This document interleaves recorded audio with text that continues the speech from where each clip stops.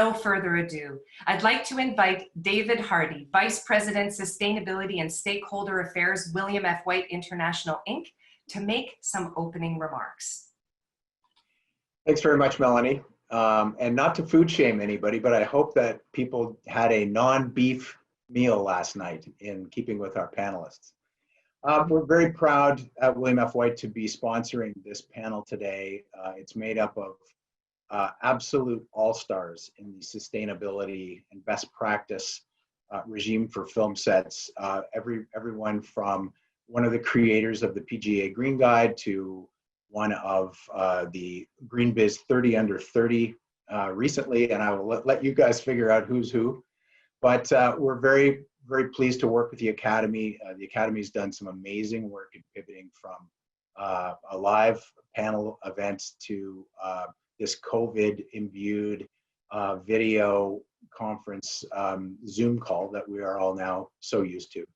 But without any further ado, I'd love to thank everyone for participating.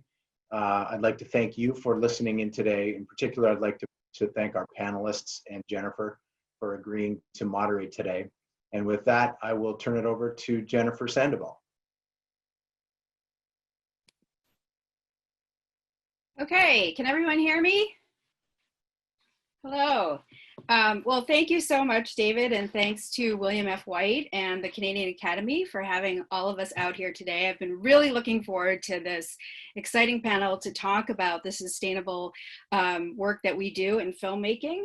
And I just wanted to also note that I'm coming to you live from the unceded traditional homelands of the Coast Salish people, including the Musqueam, Squamish, and Tsleil-Waututh First Nations.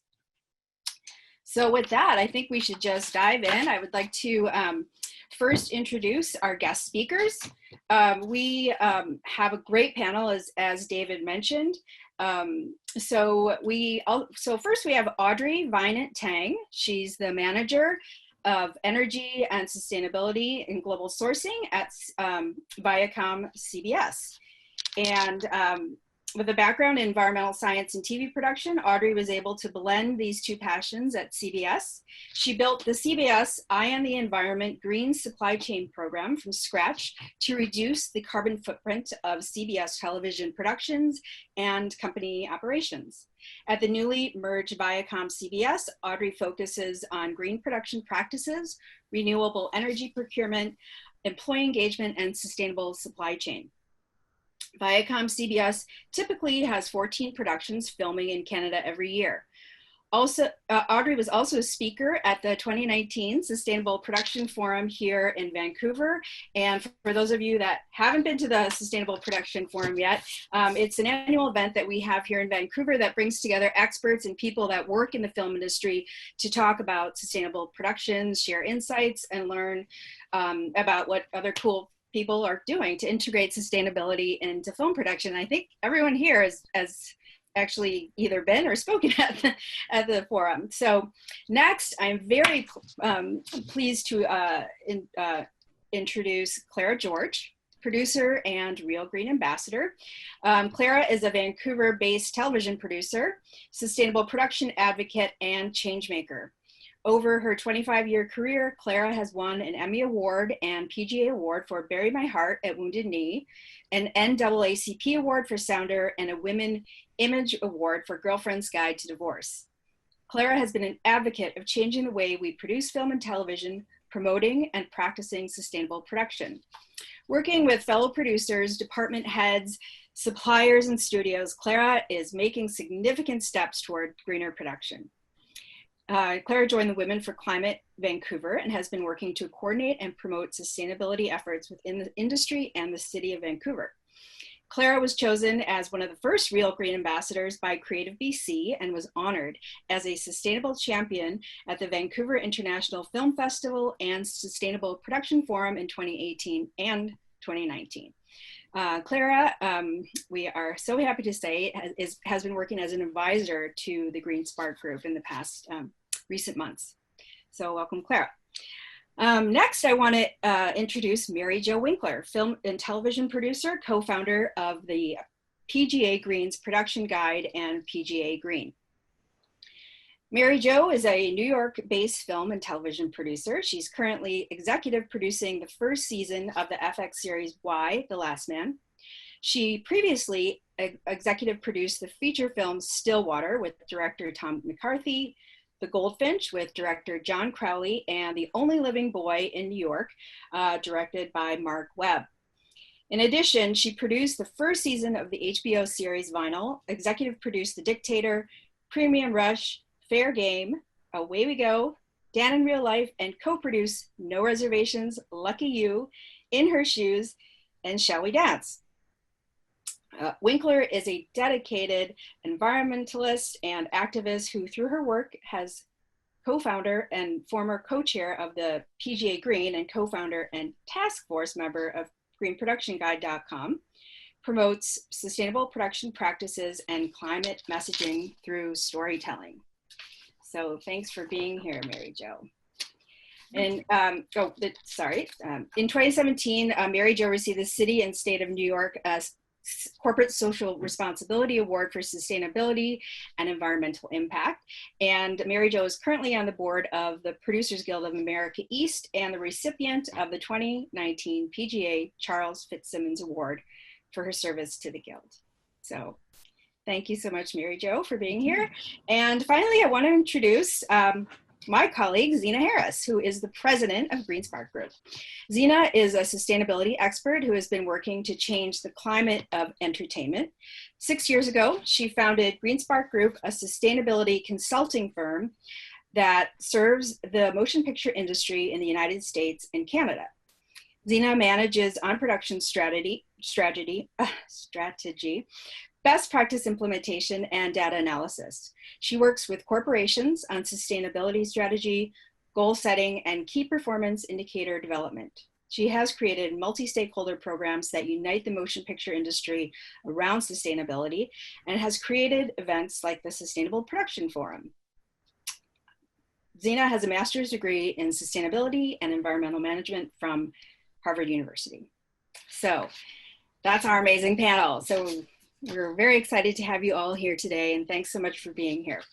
So as Melanie mentioned in the beginning, our objective in this next hour is to really discuss what this better normal, I like to call it, of production could be, and why it is critical to continue to prioritize sustainability in filmmaking as we resume going back to productions.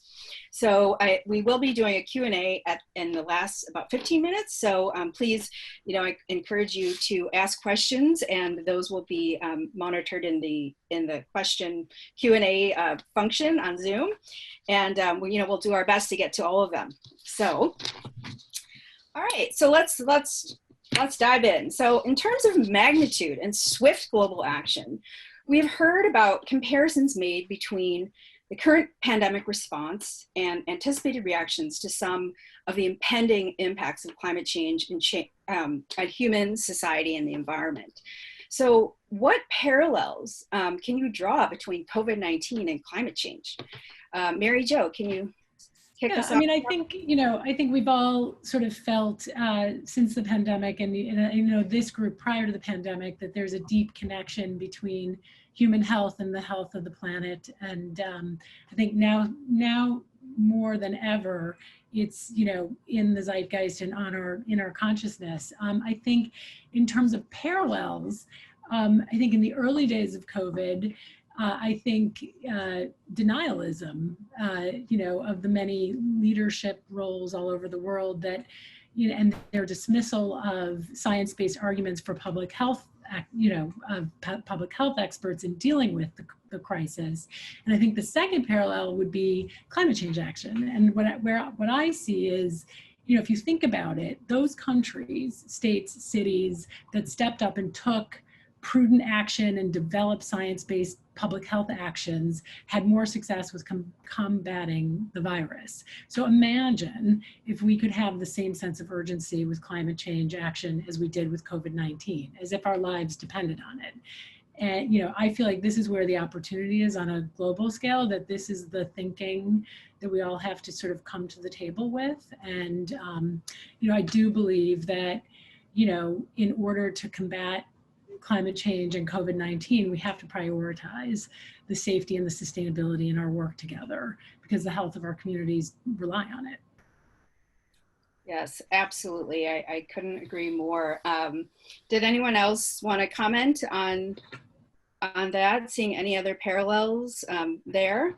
And I totally agree there, Mary Jo, that you know, one of the biggest things that we can really, you know, basically learn from is, you know, denying that science and not, you know, kind of looking away is very much one of the reasons that we're in this situation that we are in. And so, you know, being ill prepared for a pandemic, I mean, it's not supposed to be that way, you know, for a pandemic to come and like everything just completely falls apart. So we've got this opportunity, as you said, knowing, having this, you know, really strong science, you know, behind climate change, that we do have, you know, we do have a chance to do things a little differently now. Yeah, and I think it's gives us the opportunity to really assess our systems and change our systems and adapt. Yeah, exactly. I think there's parallels both in the problem, but also in the solutions. And I think because they were, you know, COVID-19 requires entire systems to change, and so the sustainability, I think, especially for us as a large corporation, realizing how, like, what systems we could change so quickly within months. You know, for me as a sustainability person, put a light bulb, oh, well, if we could change that so quickly, why can't we change everything else so quickly? So I think it's also promising from a solutions perspective. Yeah, you want to keep that sense of urgency alive. Yeah, as you were talking, one of the words that stuck in my mind as an opportunity is the word change. And just to your point, Audrey, you know, we changed so quickly. You know, because of the pandemic, we have the ability to also apply that, and that's a sort of a, you know, way to draw from the COVID experience for climate change. And I think, you know, at a basic level, I mean, we live within planetary boundaries. I mean, this is not, climate change is not an escapable thing. COVID is not an escapable thing. There are certainly things you can do, you know, to mitigate, but I think full scale effort and coordinated effort, another thing we've kind of learned is coordinated effort really makes a big difference. And, you know, that's different. You know, you may have had a different experience with that, you know, depending on where you live. Some places have done really well, some places haven't, and we're seeing the effects. So I think that can also be a way to learn and to draw from, you know, and I think coordination occurs at the production level, at the company level, at the industry organizational level, at the global level. I mean, these are all ways we're seeing, you know, coordination happen. So if we can learn from how we've coordinated or not, you know, with COVID, we could learn how to do that with sustainability or sustainable production.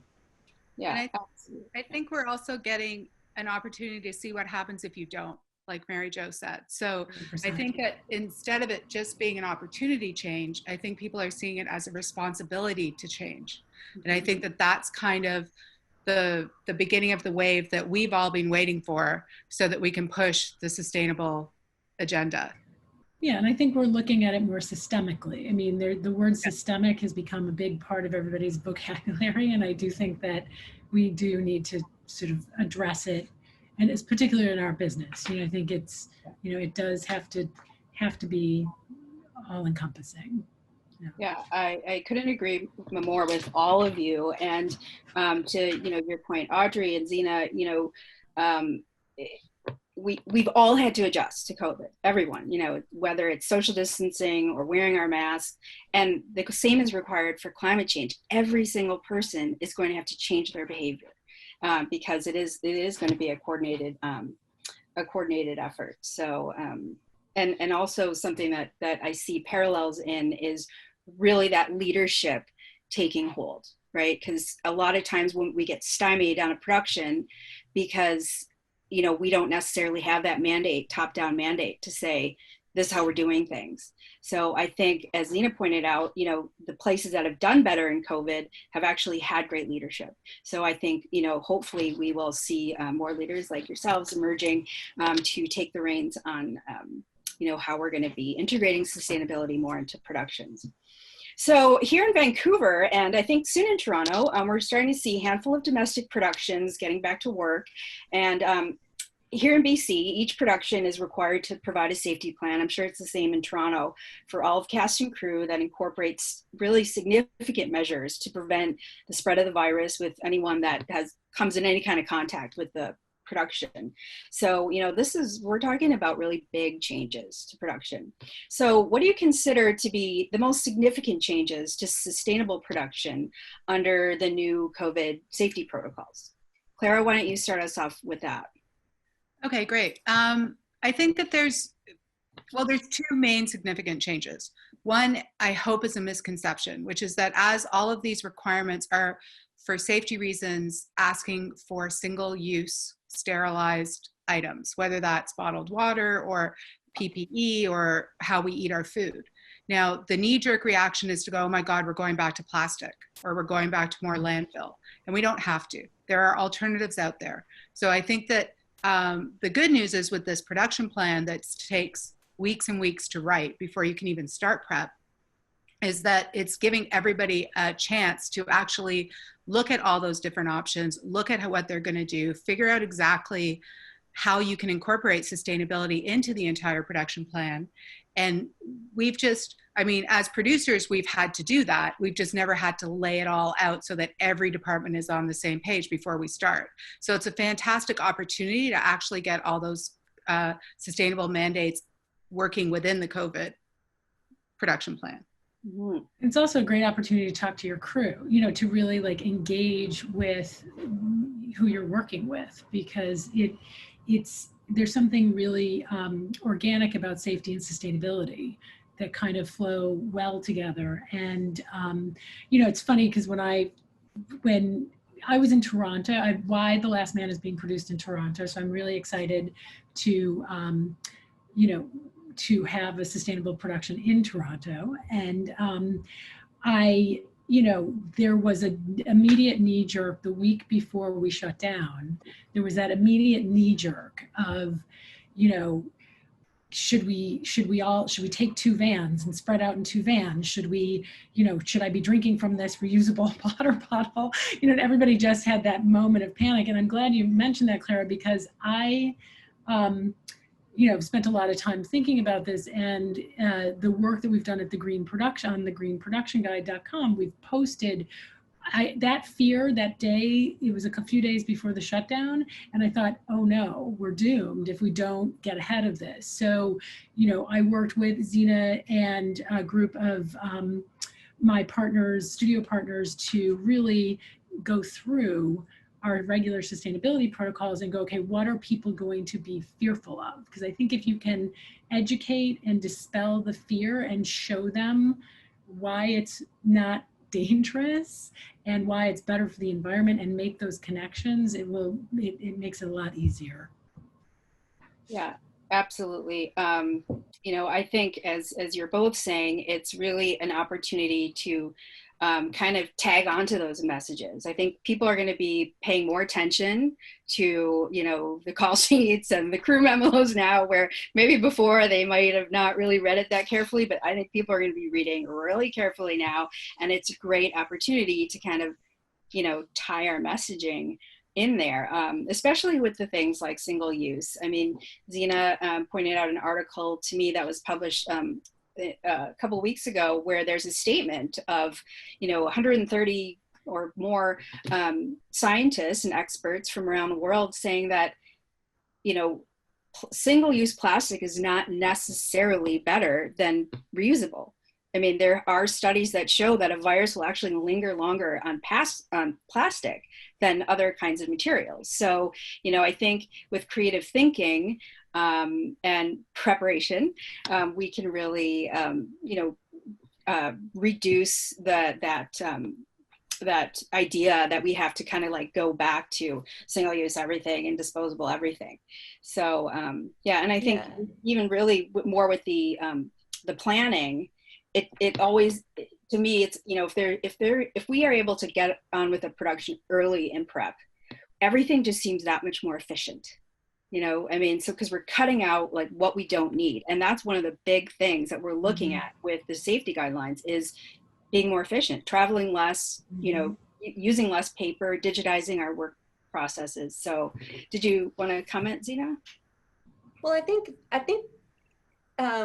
you know, keeping in mind too that this is all connected. It's not sustainability and or something else, or, you know, just safety. And, you know, we're all connected in this, and we're all inhabiting, you know, if you think, you know, even bigger, you know, we're all participants in a global system and on a planet that, you know, so we can't afford not to be thinking about the system, as Audrey mentioned earlier, you know, and what that means, and how, you know, and kind of taking a moment to pause and think about what we're actually using, and what we actually mean by that thing, that product, that service, whatever it is. And if there's a different way or a different vendor or whatever the, you know, the question is, but to really think through why we're going a certain route or not, why we want to think about a certain thing or not, because it impacts not just our immediate production or department, but it impacts, you know, there's a whole supply chain, there's a whole ripple effect upstream and downstream. And so we, you know, demanding certain things by purchasing them for our productions actually sends a signal in the market. And I think if we were really paying attention and take that pause and figure out, you know, just to take a really simple example, we've been, you know, at our own homes and our own lives, we've been reusing stuff every day, our dishes, our cutlery, our water glasses, whatever, and we wash them. Now, can that apply on a larger scale? I mean, maybe not. Let's think through it, and not just, like Claire said, maybe think about the knee-jerk reaction of, oh, it's going this way and that there's nothing we can do about it. Because I just firmly believe there's always something we can do about it. Yeah, and to add to that, I think the idea, I mean, I think we've all experienced during COVID this kind of essentialism, like getting down to, like, what do I absolutely need? I'm, you know, to keep myself safe, I'm only going to the grocery store once every 2 or 3 weeks, or you know, and how much do I really need? And I think if we apply some of those things on a sort of conservation level to filmmaking in the prep, to have a more efficient prep where more decisions are getting made, where you can actually make a clear decision where you don't need to over purchase because decisions haven't been made. There's an efficiency that I think is an automatic, it automatically lends itself to conservation. And I think that if anything, I feel like COVID has taught us that. It has taught us how to sort of, you know, live with the essentials. And, you know, and I think everybody's gotten very creative in COVID, as we've seen on, you know, internet, and, you know, on Facebook and Instagram. And, you know, people are sort of, I think there's a sort of authentic creative life that is kind of coming together with the resources that are in hand. And I think that if we can apply some of that simplicity and only taking what we need to the way we make films, it's another level, another sort of meta level of sustainability. Absolutely. Definitely. And a lot of that is in the COVID guidelines. I mean, one of the things that we faced recently in Vancouver is you can no longer have the spread and the big buffet of craft service and the big buffet of catering. Well, when I was speaking with caterers about it, they're so excited because you literally pre-order whether you want the veggie meal or the fish meal or the chicken meal, and it's pre-packaged in reasonable portion sizes. So the amount of food waste that's going to go down, I mean, I'm guessing it's almost half between what we've come to think is normal.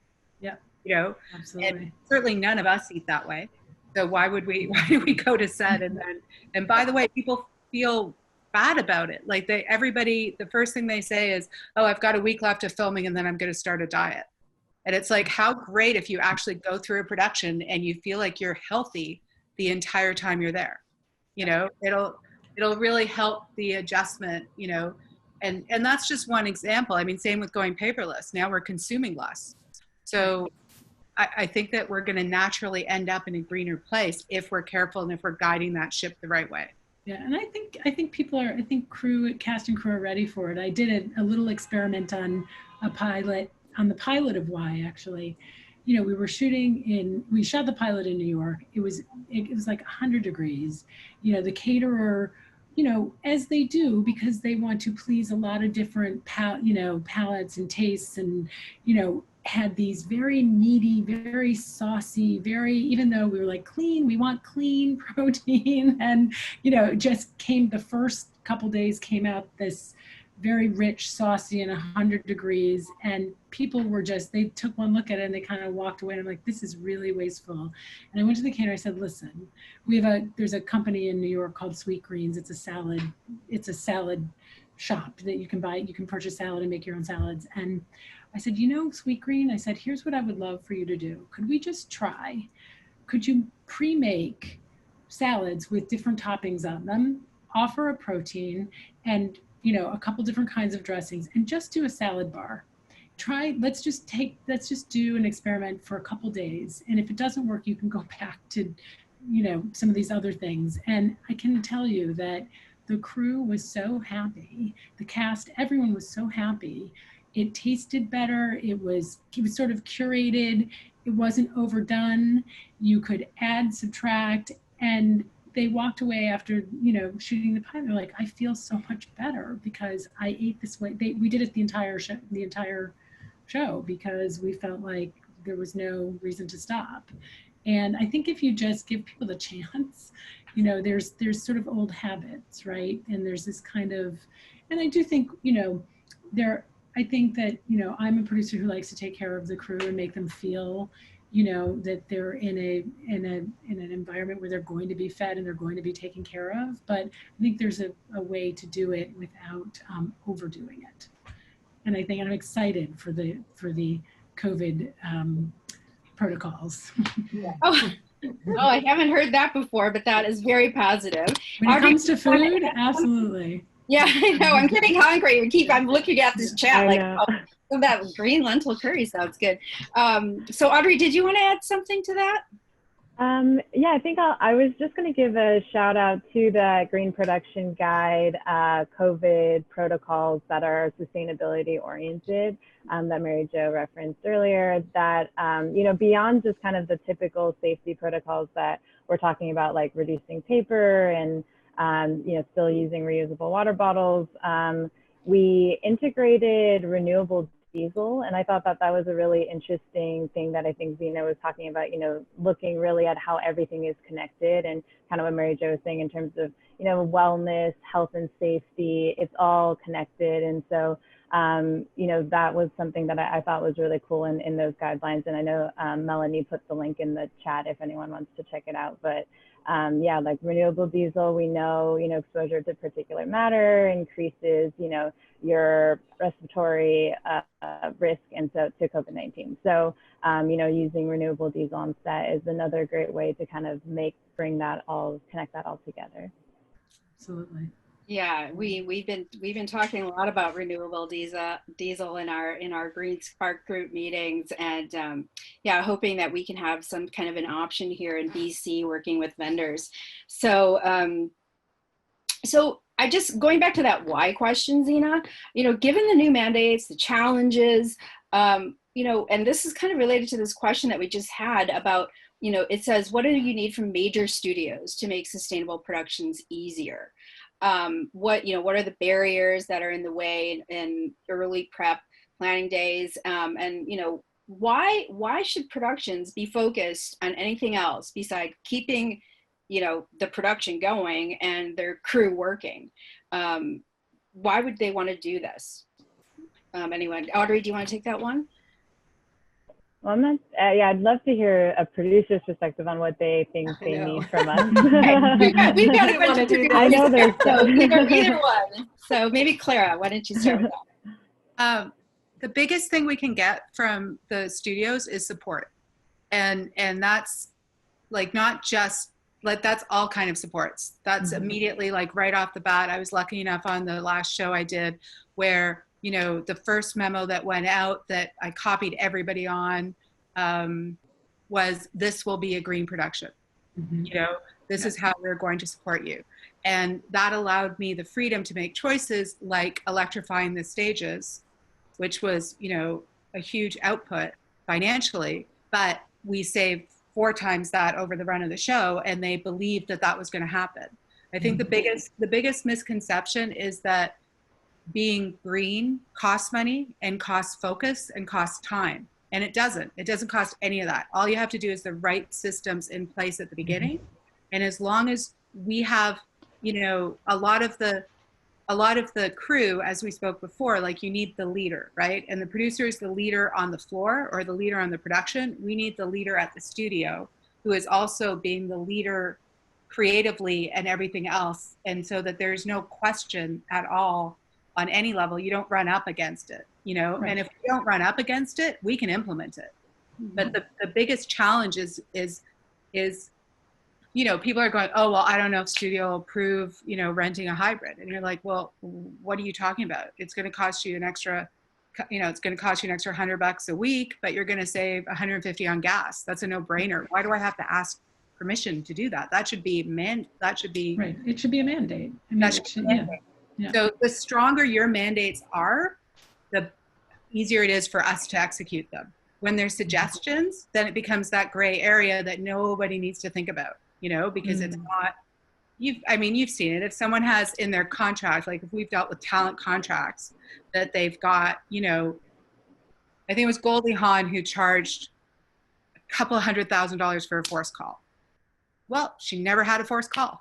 You know, like nobody ever forced her. We have the mandate. If we have that strong line, we can work with it. That's our job. We can produce, you know, you want to be in outer space. You want to be at crisp, you know, in snow in the middle of January or July. You want to be whatever all our shows are about, period or whatever. That's what we can do. So we can create a sustainable production. We just need the backing.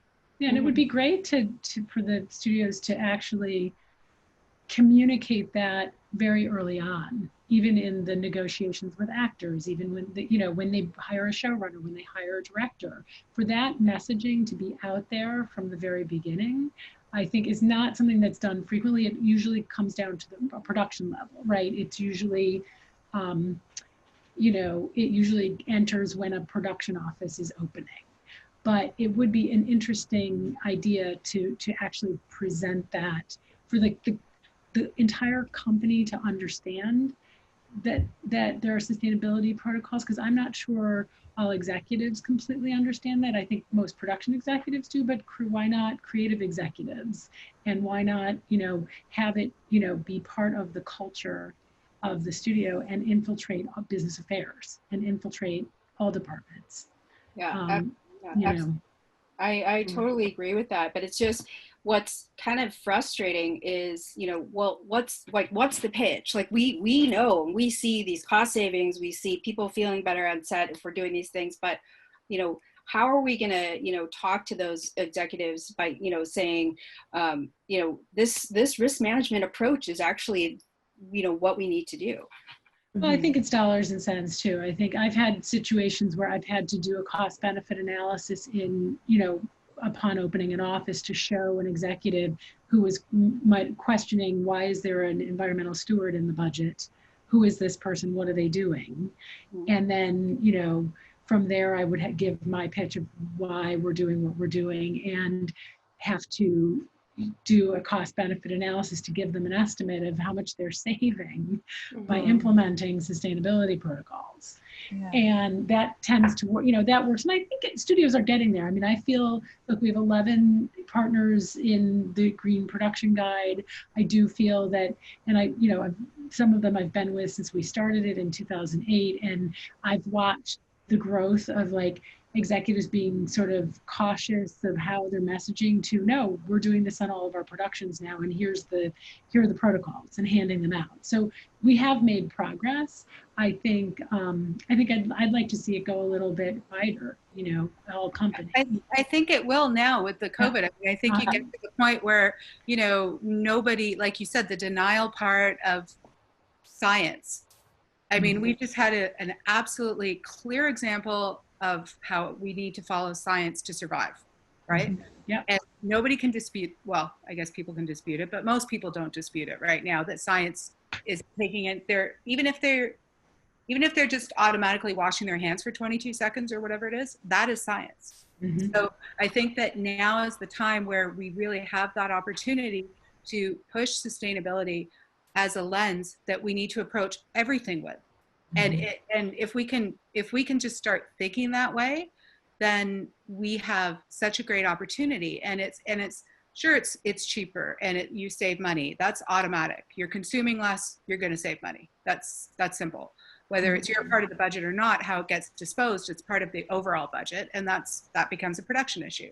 But not only that, you've got now all these people who want to know, they want to trust their production. They want to come to work and they want to trust that we are doing the best we can to keep them safe. And that includes keeping them healthy, that includes breathing clean air, that includes less working hours, less, all of it. And I don't think that mandate for cast and crew, for attracting talent to come back to work, because you're asking them to come back to work. That's a big deal.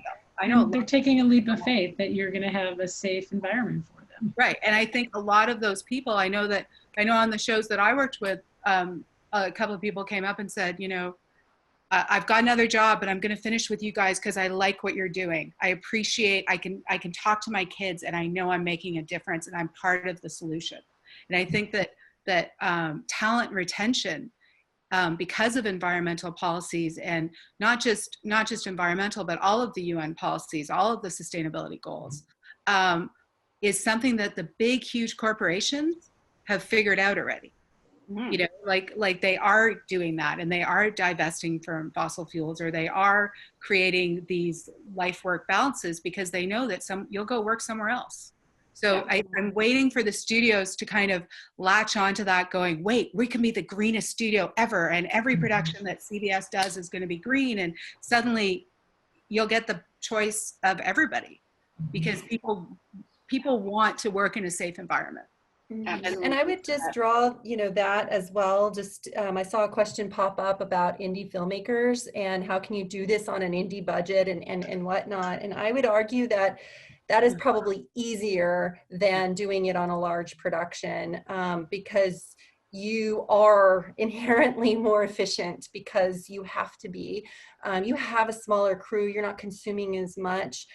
You do not have to hire an external person or have a deemed, sustainability person on your production to make it sustainable. I think that is a big misconception because I think that one of the things Jennifer mentioned at the beginning is that we think of this as every single person's responsibility. So whether you have an eco steward or not, it's still everyone's responsibility to make this production sustainable, no matter the size, no matter the budget.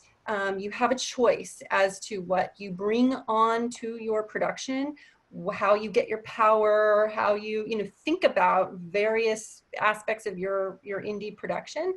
You have a choice. And I think that the cost that tends to come up is maybe a barrier that one needs to get try and work through. Well, and I think there's offsets. I think don't be afraid of the initial costs because there's inevitably going to be offsets to those costs that you'll either break even or actually save money. And I think having done this for many years, I've seen the trends. When I greened my first film set in 2003, yes, we spent more money because it wasn't common practice. But today, now, there's goods and services that make it a lot easier. And I actually, to echo that a little bit, it's about reimagining. So it's the same system processes on an independent film or a studio film. You're going to, you still need a camera, you still need data, you still need set dressing, you still need costumes. The systems processes are the same. It's just about reimagining, just a shift and a reimagination of how to bring sustainability into that. And I think, again, I think there's a preparedness that indie films have to have out of necessity. So I think that just think about it as a reimagination, because I do, and don't be scared of the money, because there will be offsets.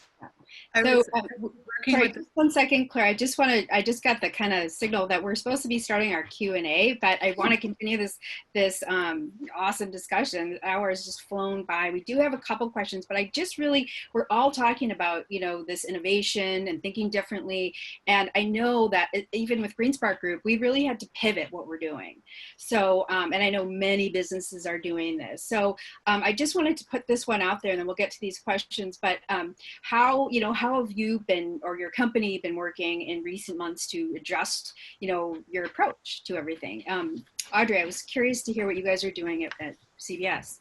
Yeah, and I just wanted to say, in terms of, I think that earlier question about what's kind of the one change you can make, and to kind of address Clara's request from the studios, I think that at this point, like Mary Jo said, most of the major studios have someone internally focused on sustainable production. You may not have met them yet. And so, on the Real Green website or on the Green Production Guide Partners page, if you see that studio on there, that means there's the representative that's really focused on sustainable production. And so, trying to find, it might be tough, but, either through Green Production Guide, I'm sure if you just made a request, or if you asked your studio for the sustainability rep, meeting that person will be your internal advocate. I spend so much of my day selling things internally, trying to act on your behalf, doing the cost benefit analysis for you, things like that. So I think, there is that internal resource completely free of charge that you can rely on, and we're here, and we're willing to help. And I think, it's just finding the right person to help you sell that internally. So just wanted to give a shout out to all the other sustainable production people at studios. But in terms of how we've changed, I think, it's been interesting. Obviously, I've learned so much about like virology and how viruses move and testing and things that I never thought I would have learned about in a sustainability position. But I think it's been really promising. Again, I think a lot of silver linings in terms of, going paperless, an initiative that we've been spending years trying to push, trying to make sure that everyone was okay with the new process, now is being streamlined, and it's going to happen by the fall. So a lot of really rapid movements, I think, have been really exciting. And so, I think it's been promising. That's awesome. Yeah, and it's just so exciting to see, because this is kind of the direction that we want to go, and everybody's kind of just forced to go that way now. But so I do want to get to a few of the questions, because we only have a little bit of time left here. And one of the questions we have is, it's kind of been answered a little bit in terms of resources, but there's a second part of the question asking about any possibilities of federal or provincial tax credits. Have you guys heard of anything like that in your areas? Clara, do you want to start us off here? I don't know if there are any, to be honest. I think there are on a larger scale, because don't forget, every production is transient, right? We're just nomadic people. So it's hard for us to get those benefits, but I believe that the bigger equipment houses, and, David can answer this, like William F. White's and the infrastructure in the city can get benefits. So like, for example, to try and electrify Vancouver, we went to City Hall, and City Hall put it as part of their climate emergency benefit to start providing us with infrastructure so we can tie in and stop using diesel. Right. There's fleet incentives for the rental car companies to bring in the rental cars that are EV chargers. There's EV charging installation incentives on the facility. So I don't know. There should be some for each production. I personally think we should increase our tax credit if you're greener. I know everyone's working on it. I don't think it's happened yet. Yeah, I think it would be a great incentive to take a portion of to have that sort of provincial or federal mandate, that if you, maybe they don't have to add to it. Maybe they can say you will, the last 2 or 3% of the tax credit you will get if you run a sustainable production. Maybe you can encapsulate it in what already exists as a sort of requirement, right? Well, the city of Vancouver just came up with an incentive, and if you're shooting in the city, you get a 50% discount on your permit for filming for the day if you can provide Great. proof that you have one clean power opportunity. So if you can replace one diesel generator with either an electric battery powered power source, or you can tie into the grid, which is clean in Vancouver, you get a 50% reduction in your filming for that day. That's So, great. David, did you hear that? And I We would need say, more. I would say that in every jurisdiction, maybe not every, but in a lot of jurisdictions where filming takes place, there's probably either a provincial or a state or a city climate action plan or sustainability plan. And BC, it's Clean BC, that outlines, and this is for all industries to work toward to help the entire area, the entire province, whatever. And so tying incentives to that or pushing for incentives that will help that area, toward its goals, I think is a really good thing to do. This is that collective action, that working together, that coordinated effort, kind of coming together, to help the larger or the greater good. Yeah, and I think we're really lucky. I mean, in North America, we have the PGA Green, which is doing so many, great things and providing so many resources for free. So definitely check that out on Green Production Guide. But also in BC, we have Real Green, which is a strategic initiative that is managed by Creative BC, and their mandate is to try to integrate sustainable production into filmmaking. So Zena, did you want to talk about there, because we've had a couple of exciting kind of collaborations just along that vein of coordinating in the last year. So yeah, and this kind of, it all, as it all ties together. Real Green in BC is a collection of 17 different industry organizations, everyone from unions, studios, suppliers, various industry stakeholders putting in funding to make this happen, to say that it's important to address sustainability and integrate it and learn about what it is so that you can be more prepared on production. And then, taking that also to other jurisdictions in Canada. So Ontario as well is stepping up and saying that this is important. Manitoba is stepping up and saying that this is important. And they're all utilizing the same information, the same knowledge, the same sort of tools to do this. And this is where you get to the collective action. We're speaking the same voice. We're saying sustainability is important, and we're showing you how to implement. And that is the premise behind Real Green. And now, these other activities in Ontario and Manitoba. Yeah, absolutely. And so I'm just gonna, we have time for maybe one more question here, but we have a question. Can you recommend any specific courses, training, or education pathways that are credible and recognized by people that are hiring? Anyone? Yeah, I can answer that. So we've got at the industry organization level in BC, Manitoba, and Ontario a course dedicated to climate and sustainable production. And that's free, and it's online. It's taught by people who've been trained and collaborate with these industry organizations to put that forth. And it's free. It's 2 hours. We also have, my own company has created a course called the Sustainable Production Primer. So, check that out to give a little plug. BAFTA, I think, is doing the course. There are other countries doing courses. PGA Green has done an online session already this year. So there are various means. If you look at industry organizations, I would say those are your probably first place to look. Look for others that work in and around the industry for courses. But those are a few places to look. Sorry, my dog was barking in the background. We will be able to make these resources available through Melanie or the Canadian Academy. We can just post some of these links, because there are some really wonderful resources for learning. So we do have a couple of minutes. I just wanted to maybe ask just one question, go around the panel. And if you could just pick one thing that you'd like to see, see change as productions resume, what do you think that would be? Let's start with Audrey, since you're at the top of the top of my screen. Yeah, I think, there's a lot that I'd like to see change. It's hard to pick one.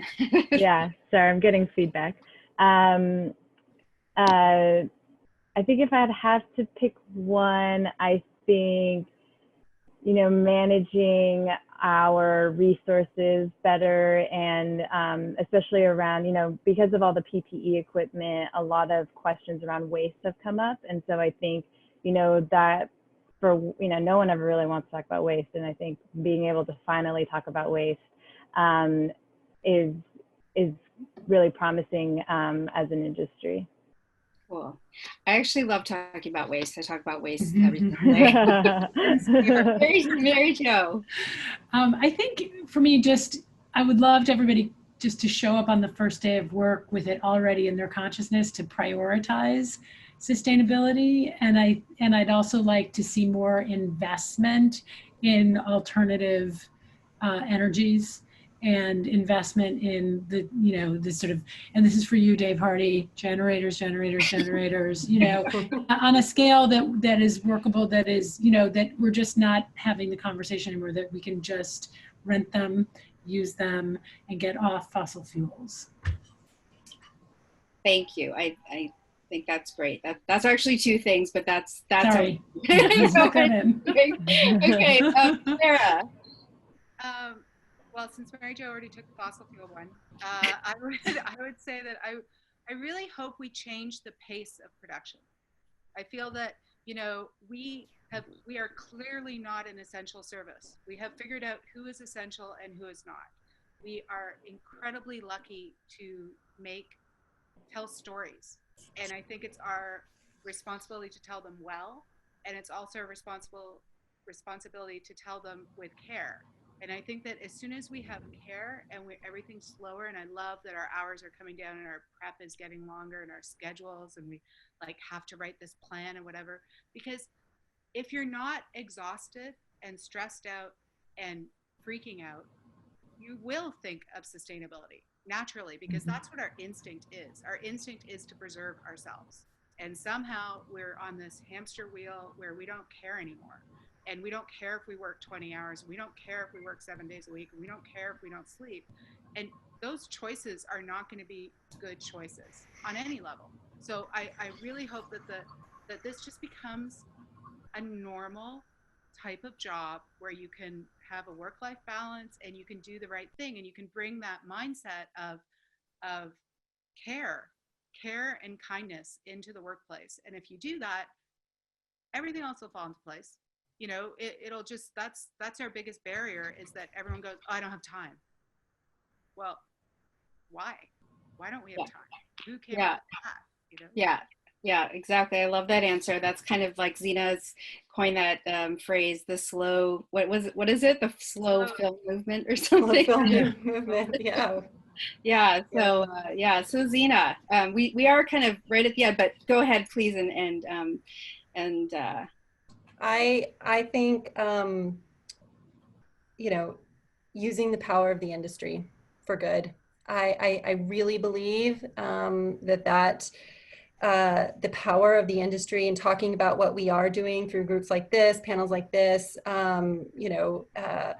is quite powerful for shifting culture in our own industry and in other industries. And I find that personally very inspirational. And I would venture to guess maybe others would too. And so I do think that harnessing the power of this creative community and this creative industry can really take us forward. That's great. Well, I know we're at the end here. We did have one more question. I know, Mary Jo, you've got to jump on another call. Do we have time for one more question? I have 2 minutes before I have to jump on. So let's maybe do a real quick. and this is David Hardy that everybody's been, Mary Jo's mentioned a few times now, had this question: what is your vision of production in 5 years from now? Mary Jo, why don't you take that one?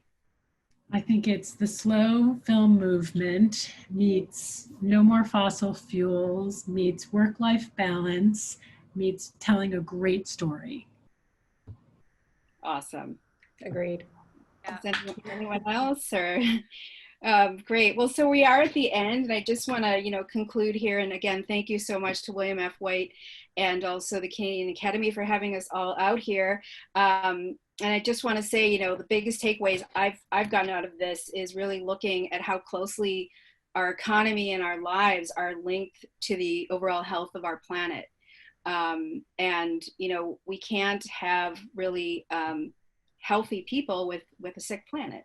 So, we got to act now, or else we run that risk of exposing ourselves to these threats that we are now seeing and that we're now kind of scrambling around. So I urge everyone to take action, whatever you can do to do your part, and I'll leave it there.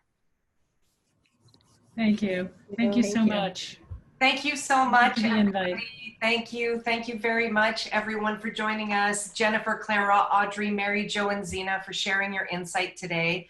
And I know I was inspired in our prep call, and I'm again continue to be inspired about this time of change that is upon us. So thank you for sharing your wisdom.